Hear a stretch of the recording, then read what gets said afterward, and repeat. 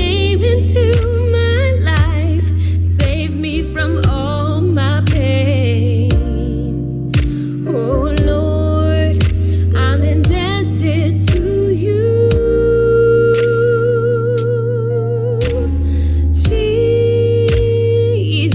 Jesus, you heal the brokenhearted. Jesus, Come on now. you make a way through the storm. Yes, Jesus, Jesus, you supply all my needs. Oh Lord, I'm indebted to you. So many times I thought to abandon this race, but I couldn't help to think that I may not see your face. But you pulled me through these doubts, and your word gave me strength. Oh Lord, I'm indebted to you. I remember when I was drowning under the sea. I remember when I was only living selfishly. But you walked on the water, and you stretched out your hand to me. Oh dear Lord, I'm indebted to you.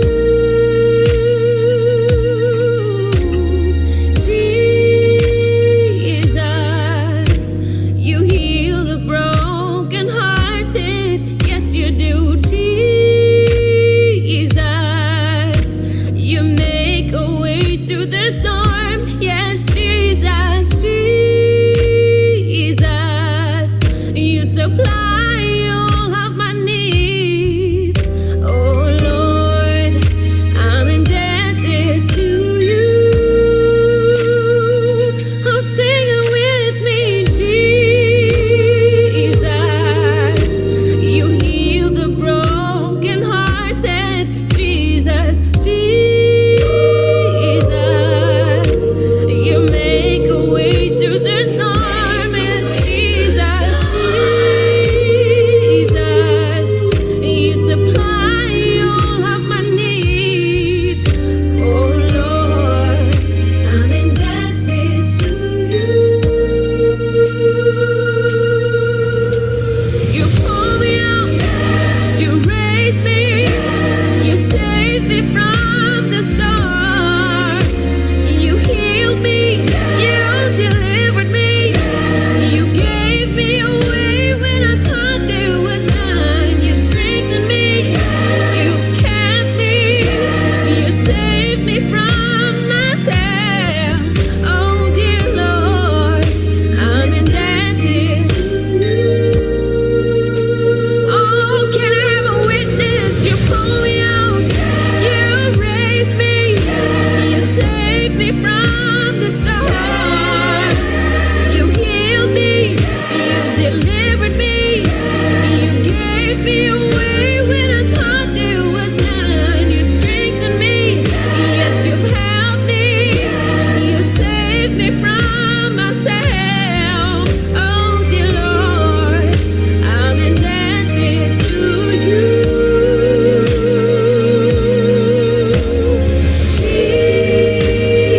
Jesus, you heal the broken. There is no one like you, Lord.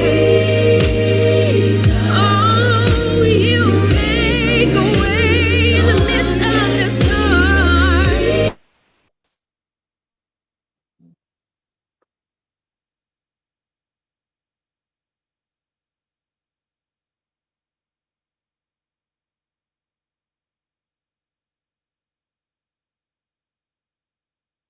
Amen. This morning that was our Sister Ravi Isaac.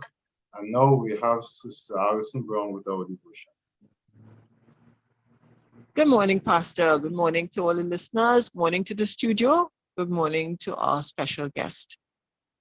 Father, we thank you for the time that we can come here before you for this new day, and that you will do all that your word has said you will do. All the time, every time, you have come through with all that you have ever said.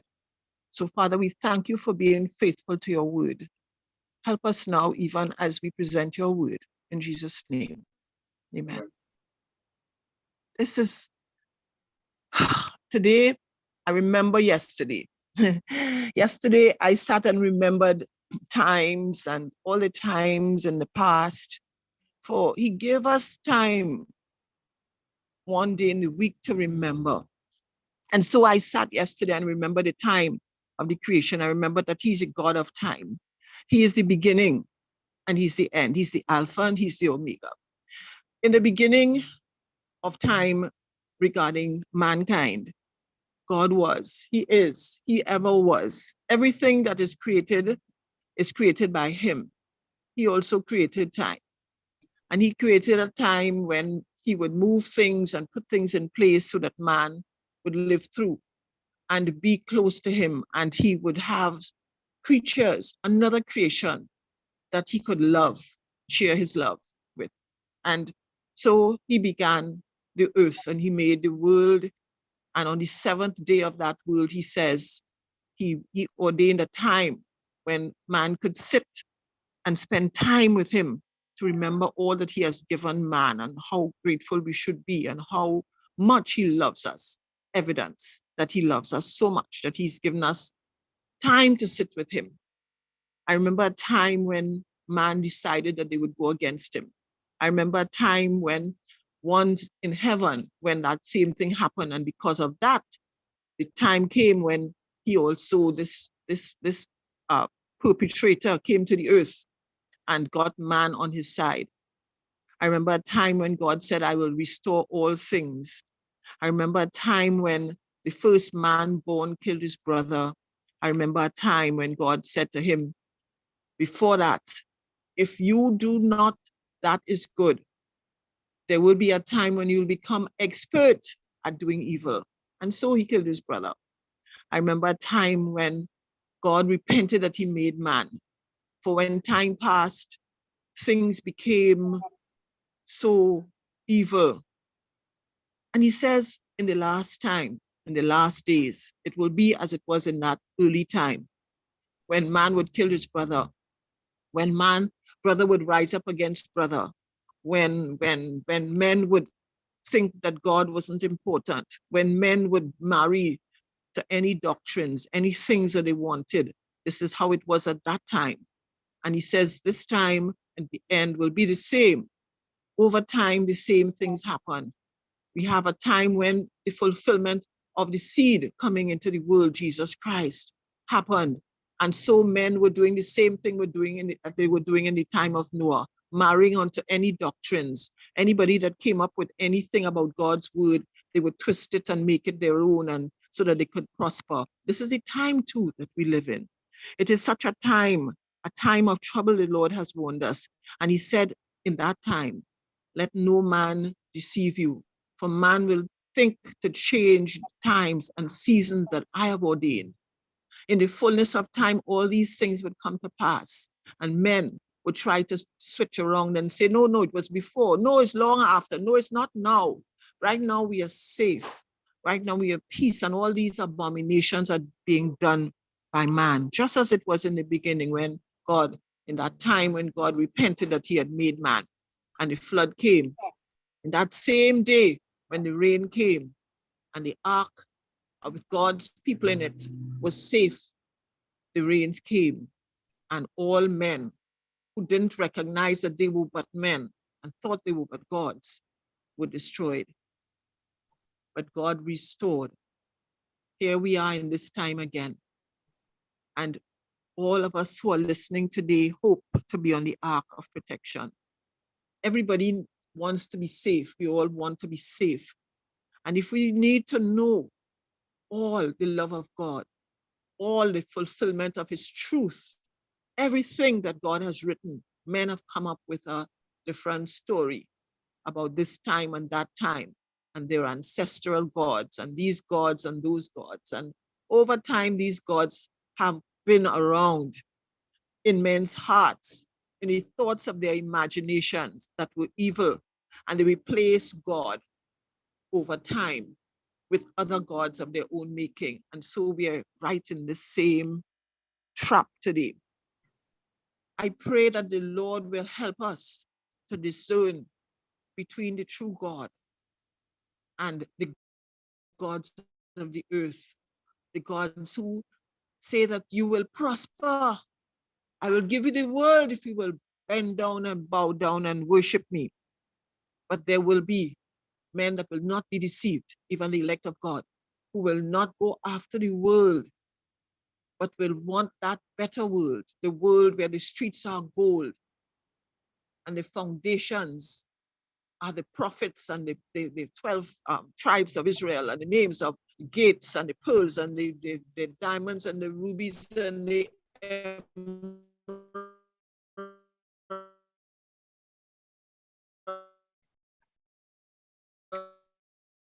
If you're having some problems with Sister Allison, Sister Allison Wi-Fi is giving some problems. Sister Allison, if you're hearing me, we are not hearing you. So we'll just move on with the program. I wish you better luck next week. Some of the enemy decided he do not want what you are saying to be heard.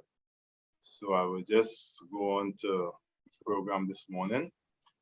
Before we get into that, I want to do my word to the wise, you know. And sometimes we hear the word to the wise and I don't take it seriously, but I want you to take this word to the wise this morning very serious. There seems to be a wave of a movement, anti-abortion, anti-LGBTQA+ movement. And sometimes Christians are being, Seventh-day Adventist Christian I'm talking about, are being sucked into that vortex, believing that this is the way to go, because these folks are speaking against sin. So therefore, we should join them against this in this parade. I just want to say to you, I heard a pastor at a funeral, Remonition, should I say? He was, I won't give a word to use what he was doing, but he was trying to promote this very said agenda of anti this and anti that. I want to say something to you people who are listening to me. This world can change drastically in just 2 years. And I'll tell you the drastic change I'm talking about. Drastically, in just 2 years, we can find ourselves on the path of mark of the beast, on the path of persecution, and all these things. All it takes right now is for the US 2024 election to throw up a Republican president, a Republican Senate, and a Republican Congress, and we are on the road to the mark of the beast. And some will say, what? I'll tell you why. Why the liberals are breaking up the society. Moral decadence is everywhere. Trans, homosexuality, marijuana smoking, prostitution, you just name it. The liberal mindset is to tear down the morals. But I want to say, if you study your mark of the beast, you recognize that is not what is going to create our problems. Our problems is a Christian right. Our problems is Christian nationalism. Our problem is the cruelty that will bring. If you have all these 3 stages running together in 2024, you are looking at a rise of intolerance, banning of books, the banning of certain children from going to school. You are looking at fascism. You look at racism. You look at the rise of the whole idea of violence not being paid any attention to. Have you recognized that those purported Christians, even those in Trinidad, who are violently against LGBTQ and violently against abortion, they have no problem with adultery and fornication and violence and racism and intolerance, and they have no problem with these things. And you ask yourself, oh, why is it so? It is because, just as Ellen White said, there will be a moral breakdown in the society. And what she said, they'll attempt to legislate morality.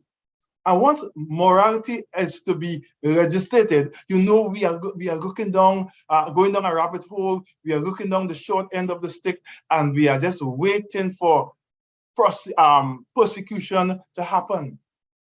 Violent persecution. Why do you think the right, the religious right, the Christian nationalists are so into arms and guns and they're part of the enemy? Why do you think is that? Because the Bible said the persecution will come, they will kill those who refuse to walk in the way that they say to walk. And those they are speaking about, friend, who they will kill, it's not the LGBTQ or the abortion, although they are trying to kill them now. Those who they will kill are those who share a different Christian view from theirs. Those who they will kill. You see, once you begin to think that it's okay to legislate morality, then you accept who will do the legislation of this morality, and who determines what is morality, who determines what is right and what is good practices. The same folks who have no problem in violating the laws of God. I want you to be sensible this morning. I hope those pastors who think they should be champion of this anti-abortion and anti-LGBTQ, because I'm saying we should be, but even if they could join on to the Christian right and become intolerant and become, it's mere fascism that you are witnessing, you know, dressed up in the cloak of Jesus Christ, as it had always done from the Ku Klux Klan age to the Phineas troops. They have always mixed Christianity or the Bible with intolerance and fascism and cruelty and violence. It had always been. Friend, I'm saying to you, we are just 2 years away from something like this happening. All it takes is to have a Republican president, a Republican Congress, a Republican Senate, because the Supreme Court is already a Republican Supreme Court. That's all it takes to see the most vile legislation against rights of human beings, to see the most vile legislation against freedom of movement and freedom of thought. And yes, I say freedom of thought. When you begin banning books, that's what you are dealing with, freedom of thought. We are not far from that.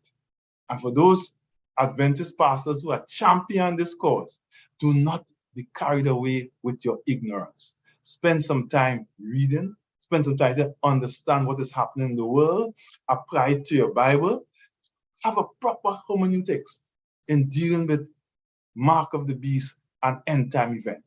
And then you will see clearly what is happening right before your very eyes. A word to the wise is sufficient. This morning in Trinidad and Tobago, we have with us a young man I've known since he was very, very small. You can't even remember me.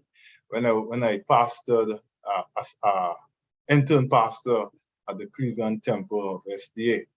Now, Kymone Hinds is a certified business coach, and sometimes when we talk business, especially in these parts of the woods in Trinidad and thing, I talk business, I'm bringing a black man to talk business, a black man who's a pastor to talk business, a black man who grew up in the church to talk business. It sounds very, very oxymoronish, but Kymone Hinds is a certified business coach who helped individuals and organizations close the gap between where they are and where they want to be. Through his coaching practice, ideas to life, he helps his client figure out the next step towards turning their ideas into viable business. I know some of you have a lot of ideas, but how to make that ideas fly, including myself, you just don't know. For 15 years, Kymone worked as a church pastor, leading and starting new congregations, running youth events, and creating ministry resources. He transitioned from that in 2018 to full-time entrepreneurship. His company has worked to help dozens of individuals to start their own businesses. Through working with him, people have turned their expertise into business, some of which have earned six-figure within their first year. And this is something that I certainly hope that you will be interested in this morning. He has been married to Kyrene since November 2000, and they are the proud parents of 3 teenagers, Jaden, Janaya, and Joel. His 2 daughters are entrepreneurs themselves. I mean, he had to have the fruit. You cannot tell me he's doing this and there's no fruit to show. The Bible said, by their fruit we shall know them. And he have featured in local and national news outlet. Kymone is on a mission. Kymone is on a mission to help people discover the value of what they have, help them develop viable business, and deploy them out into the world. Kymone is the host of Monetize Your Ministry podcast. And if you have a pen wherever you are, or if you don't have a pen, remember that we are on YouTube, and this program will be there forever, so you can go back and slowly hear what his podcast, his website is, which can be found. The website is Monetize, MONETIZE, Your YOUR Ministry Podcast, one word.com. You can catch Kymone there anytime you are ready. Kymone, good morning and welcome to the best show anywhere in the world, because we are on the World Wide Web. At this time, you won't find a better show anywhere. And those who are on the web, who are on YouTube, I want you to like and subscribe to the program. I will tell you what the subscription will do for us as we go on. So, Kymone, good morning and welcome to Victorious Lifestyle. Welcome to the best program on earth. How are you this morning? I'm doing great, Pastor Brown. It's good to be on. I guess I was a very young Kymone when you were at Cleveland Temple. Oh yes, yes. Well, me and your dad, we do well. Me and your mom also, we do well. Now this morning, Kymone, as folks at Cleveland Temple, they may not know what we are talking about. But I want you, in telling us what Cleveland, who and where and what Cleveland Temple is, I want you to tell me also what is your connection, because where are you right now? Yeah, I live in Tampa, Florida, here in the United States. Nice. So therefore, I'd like to know why you are still interested in us, that you have no problem coming on to talk to us. What is the connection here make you want to worry about this Trinidad and who killing each other down here and only like rum and party? What is your connection with us? Listen, I am born. I grew up in Trinidad, so I'm Trini. That's my heritage. My parents are from Trinidad, grandparents, cousins. That's where I went to school. And at the age of 18 is when I came to the US. So anyone listening to this, you may say my accent does not tell of my Trinidadian heritage. It's because I've had to be in places and spaces where I've had to adjust my accent. But if I get around my family members, if I come back home, it all comes back out. And if you give me a roti, you won't see anything else left. I don't need a fork. I don't need a knife. I know how to eat a roti with my hands. So I'm Trini. All right. Tell me, you started to pick up that journey there from 18 years. When you left Trinidad and you went to the States, you went to Florida first, so I know a lot of us transitioned to New York. Yeah, it's New York. New York, so, yes. I'll give you a little bit on my journey. So when I came to the US, I came to study in a field called actuarial science. So it's people who calculate and study risk. They price your insurance. They tell you how much you need to put aside for retirement. That was my first career pursuit out of high school. And I went to a college in New York to do that. So while there, not only was I involved with working in that field while in school, but I was also heavily involved in a local congregation. And I think, Pastor Brown, it was the balance between the two, my activity at the church and my work in business, where I was seeing, I felt more pulled towards working with that church and the work I was doing there and leading other people who are around my age. I was a youth leader. I was a local elder. I was leading choirs. So I was doing things in ministry while also pursuing a business degree. And so at the end of that graduation, I worked for a year. But during that year, it was very evident to me that this was not where God wanted me. It really was not what was the passion that I felt. And so I left New York, went to Michigan and studied to be a pastor. So I went into the field of theology and trained to be a full-time pastor, full-time local church pastor.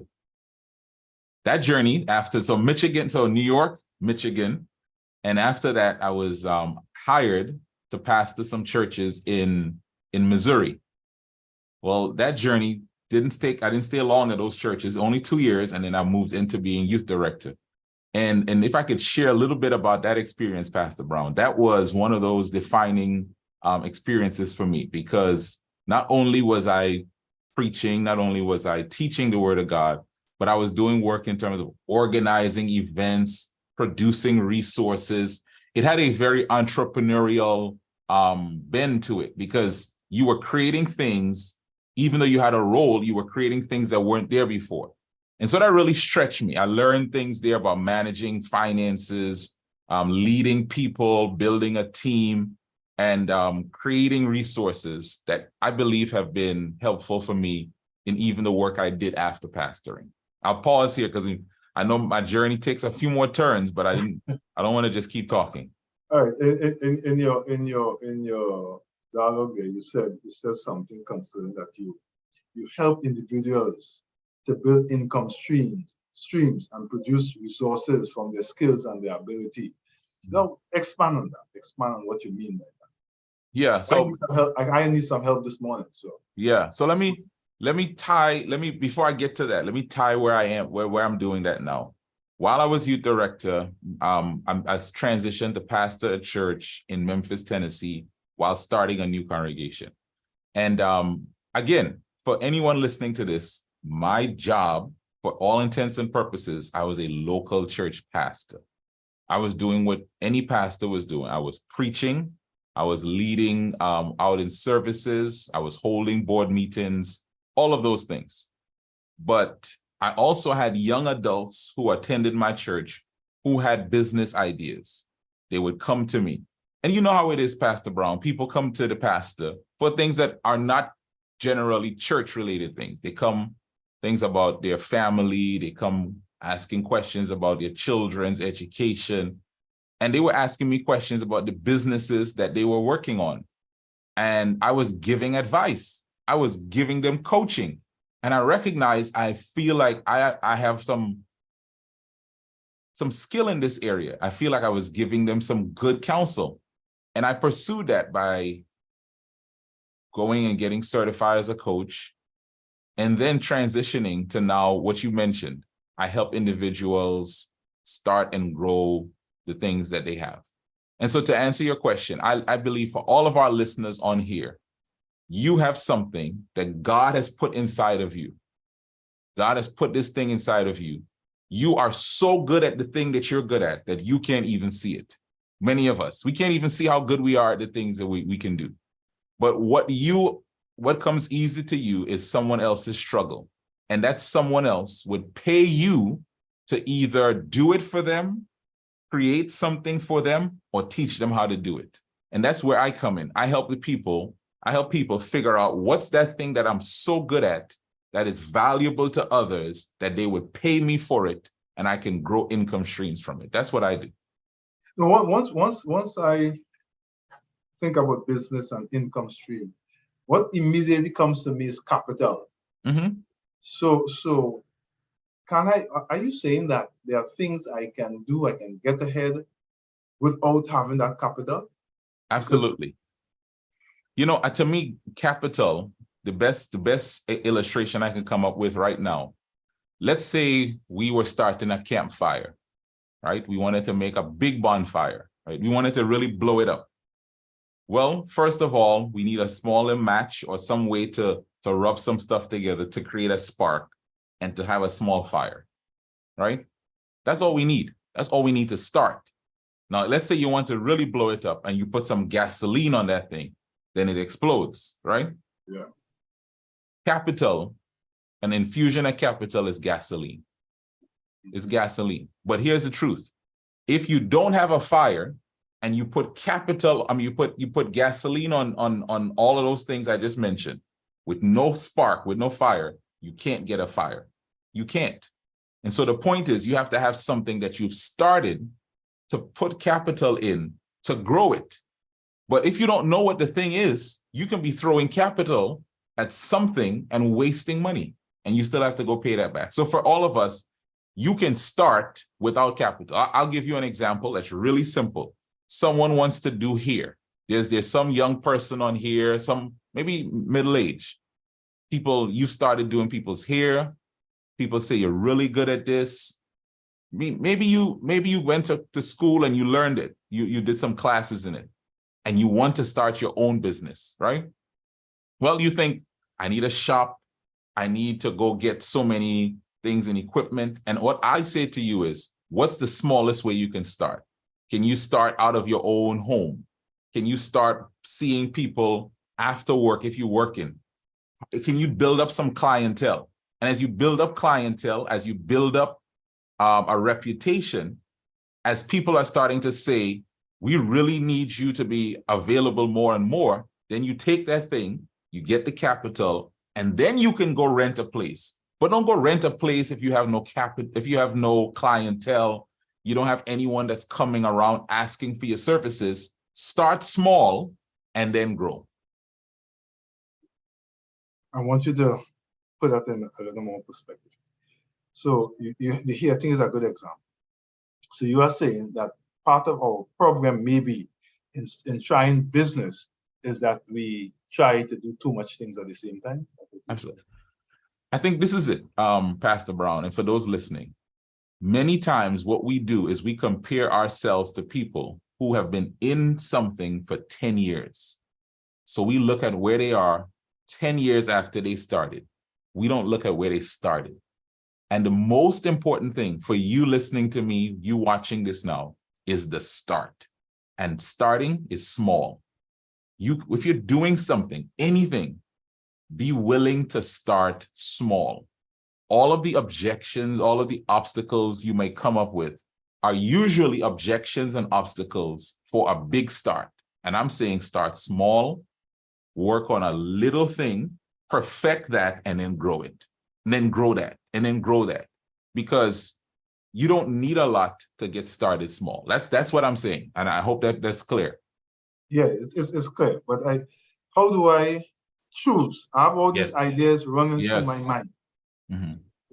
How do I settle on what I ought to go forward with? That's a great question. That is probably one of the most common questions. Because the truth is, for a lot of us, we don't just have one gift, right? Mm-hmm. We have many gifts. We don't just have one idea, we have many ideas. And we don't just have one passion, we have many passions. So let me see if I can, there are two things I'm gonna say. Both of them are connected. They may seem disconnected, but I'll connect them. The first thing I'll say is this: it's not as important to pick the right thing as it is to pick something and get started, right? Hear me out. It's not as important to pick the right thing, because I think for us, we think if I pick the wrong thing, I'm going to lose. Well, I actually believe sometimes even if you pick the thing that's not your eventual business, eventual pursuit, it leads you to the next thing, and then you learn some lessons that help you in the next thing, right? That's what I believe. But if you want some guidance on how to be a little closer in what you should pick, there are a few areas to look at. First of all, look at what you're proficient in. Look at the things that you have studied on, you have worked on, you spend a lot of time on in developing that. So look at those things, right? So you begin creating a list. What am I really good at? Because I've worked at it, I've studied on it, I've spent a lot of time on it, right? Some of us, we can't even count the hours we spent doing the thing we've done. Pastor Brown, how long have you been doing this radio program? 22 years. Right. So you can't even tell, you can't count the hours you spent doing this, right? You've spent not just, you've worked at this, you've learned the thing, and sometimes the learning may not even come through traditional methods. It's come through self-study. So what are you proficient with? Second is, look at what you're passionate with. Look at what you have a lot of interest in. Because the truth is, there's some things you're good at, but you don't really want to do. There's some things, seriously, there's some things you're good at, you don't want to do. So if you're going to build something, don't build it off of something where you're going to lose the heart and the passion for. So look at, out of all the things that I'm good at, what are all the things I'm really interested in? And interest, you can measure it by, what do I spend time reading on, studying on, just it's in my mind all the time. Look at that list. And then this is the last one. problem? So proficiency, passion, problem is the last one. What problem people ask me to solve for them? What problem do people ask me to solve for them? So when they call you, Pastor Brown, help me with this. What is it that they're usually asking you for? Can you help me to do this? Can you show me how to do this? Because what that's showing you is there's a problem that people see you as a solution for. And usually, if they see you as a solution for that thing, they're willing to pay you to solve that problem. So let's say people, you're just in your neighborhood, you're in your community, and they keep saying, you are so good at doing here. Can you do my here? Now, you might say to yourself, oh, I don't think I'm that good. I didn't spend a lot of time in school doing this. And here's the point. Even if you can't see it about yourself, other people see you as a solution. If they see you as a solution, that may be an area that you can look at. Okay, I'm good at this. I'm interested in this. And people want me to solve that problem for them. That's an area I can pick to start with. Okay, I want to stay contemporary and relevant because there are so many things we are dealing with at the same time. Mm-hmm. We have a huge, I won't say crime issue. I don't want to join like everybody else and say it's a crime issue. We have a huge murder issue. This is different from a crime issue. Because if you look at the figures, and you may find I am always exacting because I believe in figures. This comes from my training in sociology. I don't believe in just saying things, and they don't have to be true. Let's look at everybody else saying. We have a problem with murder in Trinidad, especially the murder, the death of young men. What do you suggest in this whole framework that you are presenting this morning that can reach out to folks losing sons and brothers and having siblings, losing siblings and things like that? What do you suggest? This message, how could this message that you are bringing to Trinidad and Tobago on the web could be relevant? We just had a crime symposium, CARICOM crime symposium last week in Trinidad. What is your message? You know, first of all, my heart bleeds for my country. It is just a sad reality of what we're facing. And the truth is, the solutions to this can't be fixed on what we're talking about. But a seed that I may be able to plant is this. I think what we need to focus on, I think sometimes we address the fruit, but we don't address the root issue. The root issue is there are people who are turning to gangs, organizations who are providing for them the community that they're looking for, and also providing some source of meaning and purpose. You do this. Even though if the thing is negative, I'm getting affirmed for negative things. What we need to do is start earlier and find ways to give our young people things that they're good at, that they can develop of their own, and that they can find meaning and purpose in it. Get young people, even though they're in school and they're learning for academic things, what can we help them do to build something of their own, that they can take their passions, take their skills and their knowledge, and start small businesses, start small enterprises. Because if they do, within a community of others who are doing it, you're now creating a new path. You're now creating a new way to be. You know, I want to be like this. I don't want to be like this over here, because they're making money over here, but there's a part that when I follow that, it leads to destruction. But these people over here are making money in a positive way. It's self-affirming, it's self-actualizing. And if I follow this, I'm seeing where I can set myself up for the future. So I think it involves not just schools and the government, but also religious organizations partnering to help young people to start things of their own at a much earlier age. I want to just encourage that, because there's a sense of pride that people take when they're building something of their own. Now, does that address all of the issues that you mentioned? Absolutely not. I'm sure there's people who are smarter than me who are studying this thing. But what I would just like to add to the conversation is we need to get our young people engaged in building enterprises and building things of their own at an earlier age. But Kymone, I agree with all that you said. Mhm. No but in it, no but whatsoever.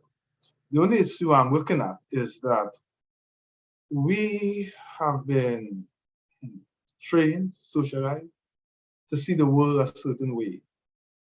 Who are the ones you are thinking about to break that mood? When the very ones who supposed to be in charge have also been socialized to see the world in a certain way. Mm. How do we go about doing that? How do we Yes. go about this re-engineering of the society? How to make these young people, who are the ones are going to make these young people see things in a way you see that we can have these small enterprises, these small businesses, we can walk and can creep, and then we can walk, and then we can run, and then possibly fly. Who are the ones? Because there may be some parent listening to you this morning, some religious leader, some counselor, somebody listening to you this morning, and when they say, well, you know, what this young man is saying is very good, very good. But how do I do it? Mhm. Well, one drawback that I have is I have been out of Trinidad since 95. So anything I say that is already happening, I'm just going to ask for forgiveness. If I say we should do this and we're already doing that, understand it's not because it's just out of ignorance. But I do think religious organizations need to adopt a mindset of we need to engage and bring people into our spaces and train them for lifestyle stuff during the week and not just consider their religious needs on the weekends. I think that's a place that religious organizations can play. One of the things that I know from living in different places. Go ahead. Okay, you are younger than me. You remember what you want to say. I tend to forget. But what you just said there is something I always speak about, not openly as we are doing now, that we have billions and billions of resources that opens on weekend. Yeah. Churches and mandirs and mosques just close all through the week. $1 billion investment that opens only for a couple hours on a Sunday morning or a Saturday morning. And I always ask myself, just what you're saying, why can these buildings, these structures, not be open all through the week to teach, as you said, lifestyle skills and things like that? Because there's billions of dollars in estate, in real estate that just stands closed 6 days a week. And I always ask myself, why is that so? Why can't it be? I mean, there are some folks who believe that the temple is sacred, so how can you do that? Failing to recognize that the whole temple idea came from the pagans. After, I know You think? I agree with you on that, by the way. Yeah. That whole temple idea came from the pagans. And these are just buildings that we congregate to worship God. As Paul and they went under the tree, went in a sister home, went here and there, and then the cathedral started to come up through the coming of the Catholic Church, and they started to build this cathedral that they took from the pagans. But if you say that in church, you could get this fellowship for that. Yeah? So I say it on my program.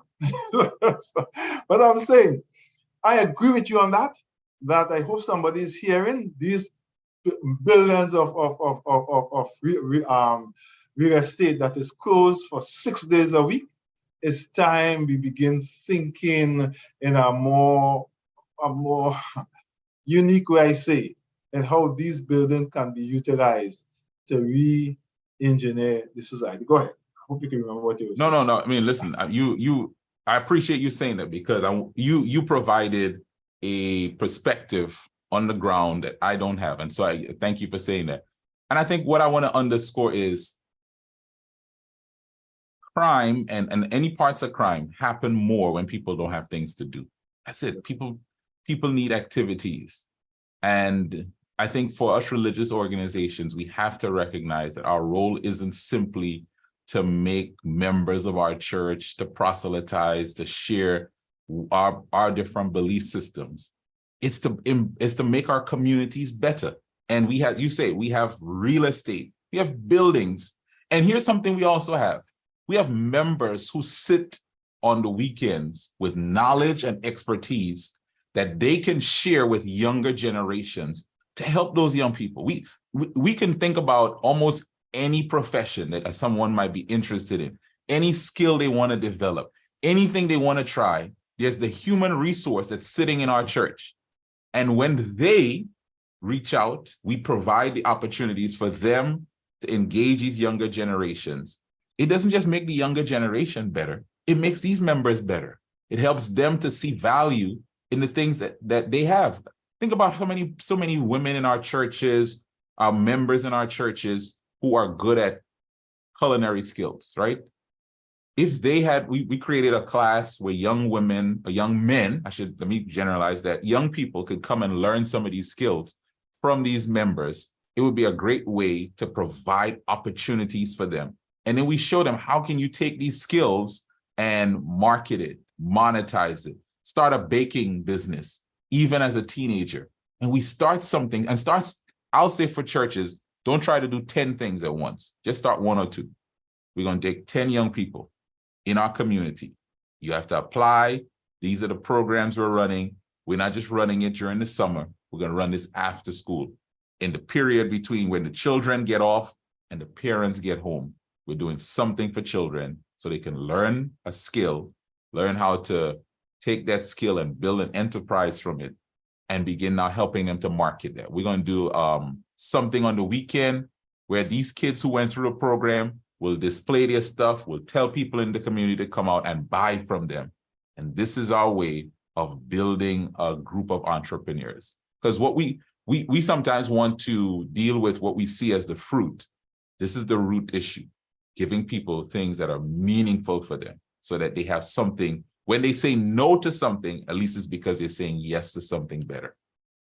As a parent, what would you say to parents listening to you this morning as a way to develop responsible and productive citizen? What would you say to them? A parent listening to you this morning, I have 3 or 4 children. Yeah. And they like to know how to go about this. What would you say to them this morning? You know, to any parent on here, I want to say, first of all, you want to expose your children to a lot of options for them that they can be good at. Because you look at your child, you say, this child may have a skill in this area, this child may have an interest there. Give them exposure to things so that they see what they like. Encourage them to try things. And then here's something I would say to any parent. And I'll give you an example. One of the things when I lived in Memphis, Pastor Brown, I was not into business. I had not started my own business. But there was 2 small businesses in my community, a bakery and a barber shop. And I put my children and I asked them to go to these places and get jobs there. Now they wanted money, but I also saw a value here because these were small business owners that they were getting a chance to shadow and to look at and to learn from. Because I knew at that stage, I was not an entrepreneur, but I wanted them to embrace that concept. And so I put them in a position to find mentors. Parents, you may say, I don't know how to do this. I've never done this before. I'm hearing you say, my child, I should put them in a place where they can start their own business. Well, what I would encourage you and challenge you to do is look for mentors, look for individuals who are doing the thing that your child might be interested in, that your child, you may have an interest for your child to do, and create a mentorship relationship. If your daughter is good at doing hair, I'll go back to that. You know, maybe you find someone who runs their own salon and, you know, have your daughter go by and volunteer there a few days a week. And so she gets a chance to shadow and to learn from, because just that learning from in that environment, you don't know how much she picks up, because a lot of things are caught instead of being taught. And so just want to encourage parents, expose your children to positive options, give them a chance to try things, and then also put them around good mentors so they can learn things that they even if you have a gap in that area, they can learn from those people. I'm coming back to you. Somebody mentioned on YouTube about evangelism. But I just want to ask Ruskin, if you're still with me, if you can open the lines. I don't know if anyone online would like to speak to Kymone. I don't know. Ruskin is still with me. Ruskin, you have to bear with. That's all right. All right, you have to bear with us. I'm gonna ask him one more time. You have to bear with Ruskin. Remember, Ruskin is not our usual producer, so I don't know. Okay. Someone was saying that we can see it through the eyes of evangelism also, by allowing the children allowing the church to do programs in the community can cause people to gravitate towards the church. You see it as that? Sure, I see that as one of those benefits that may come from this. I think we have to be, let me say this. I think we have to be careful that we don't make that the goal, right? Okay. The goal isn't evangelism, but it can be a benefit that comes out of it. The goal is, let's love people the way that God told us to love them. And if we love people, we don't just love them agreeing with us in terms of our belief system. We love them in their temporal needs. We love them enough that we want them to be physically healthy. We love them enough that we want them to be emotionally healthy. We love them enough that we want them to be socially well. And that's what this is all about. And if you are a Christian, Jesus says, this is how they'll know that you're my disciples. You have love for people. You have love for one another. So love is definitely the greatest sign of our belief in God. Okay, but the greatest gift is life and life everlasting. Don't forget it. The greatest gift. I want to ask if you have a boy or a girl, or just a child, and they are gravitating towards these sort of business models, but you will like that child to go all the way through university. Pastor, are you hearing me at all? Yeah, now hearing you, Ruskin. I was saying if you can open the line to anyone who would like to call and interact with Pastor Hinds. I do have a couple callers here. Okay, caller, you can go ahead now. Yes, good morning to Ruskin. Good morning to Pastor Brown and his guest. I like what the pastor guest is saying, because my grandson, who just wrote the C exam, told his mother and father he wants to be an entrepreneur. And I was looking at a program a day, and there's this book written by an African man from the Shark Tank, Little Damon Learns to Earn. And that book is relevant for 4-year-olds to 8-year-olds. So you have young minds out here who don't want to work for people, they want to be an entrepreneur. So when I heard this program, I said, wow, this is falling in my garden. Because here it is, my little grandson is talking about being an entrepreneur, and he's just 12 years old. Okay. He wants to be an entrepreneur. And there's this book by this gentleman, I can't remember his name, I think it's Damon something. Little Damon Learns to Earn. Wonderful reading, and to guide the young minds into being their own boss, have their own business. Thank you all so much for this program this morning. Thanks you. For your contribution. Thanks for your contribution. Ruskin? We have another one for you as well, so let's take that one. Hi, good morning. Hello, good morning. Morning. Pastor Brown, Yes, interesting program. I was wondering what has become of our blueprint for education in terms of along with academic skills, you must have a vocational skill. How is that's a thing of the past? And why are you doing me this? Head, hands, and I know.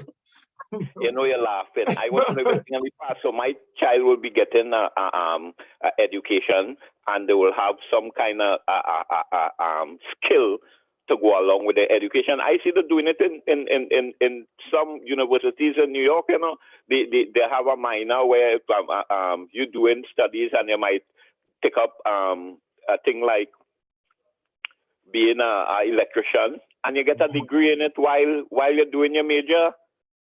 You understand? So you have something to support whatever educational thing you want to do. So we had this, I remember, up Maracas has had all kind of broom factory and all these kind of things, so that people, it's not just academics, but you'll learn some kind of vocational skill.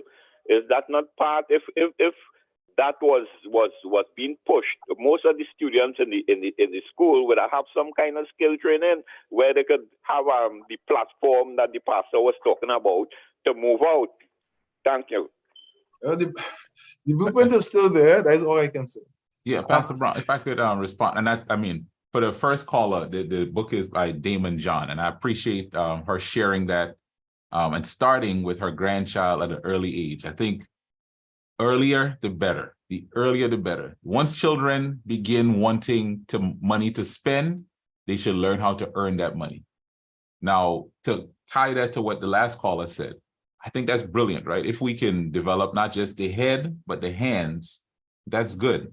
But I want to add something to that, if I can, which is in my learning, in my skill development, also help me learn how I can generate income of my own. So I don't have to use all of these on a job or use all of my knowledge to get a paycheck. Yes, I can do that, but it's something I'm doing of my own, where I am the one who has some autonomy.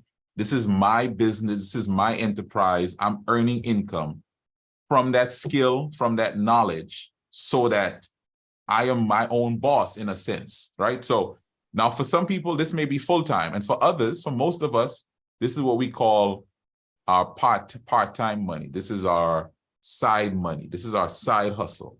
And I think for a lot of us, I'm looking at you, Pastor Brown, the knowledge and the skill you developed in this. There are people that want to learn what you've done. There are things that you know that if you were to put it into a resource, you can sell that resource and generate income. And that's what I just believe. We should have ways to generate income outside of just a paycheck. You have 30 seconds. All right. You have 30 seconds to wrap up. All right. Well, just to anyone listening to me today, I want to leave this message. You may think what he's saying here, I wish I knew this when I was younger. And I want to say the best time to plant a tree was 20 years ago. The second best time is now. Everything I've shared, if you believe that this resonates with you, start small, but start now. Start something where you're developing your skills and your abilities. You're putting it out into the world and you're being paid and you're monetizing it for yourself. And if you're a parent, if you're someone in a position working with young people, start now helping them to find what they have and develop it into a business. Thank you very much. And those who have been supporting the program, I want to tell you thank very much. And for those who have, and I want you to listen to me carefully on this, those who have been given through their tight size after the conference, if you really want me to get that money in a tidy, a very tidy manner, it will be better if you send that money directly to the radio.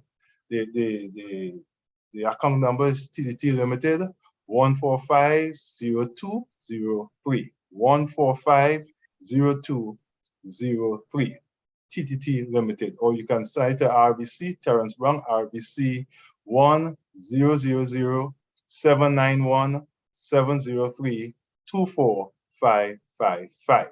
Once again, 1000791-703-24555. As if you want me to get your funding in a timely manner. I want to thank those who continue to give to have this program on the air for all these years. May God continue to bless you. And this morning, I want to thank Ruskin for being the producer this morning. Ruskin, may God be with you and your family. Folks, I'll see you next week, same time, same place. Kymone, thanks very, very, very much this morning for giving us a good program. May God bless you and your family. Thank you so much. Victorious Lifestyle, Sundays, 9 a.m. to 10 a.m. with Pastor Terrence Brown. Let's talk about God. Let's talk about Bible prophecy. Let's rescue the downtrodden from the social burdens of life.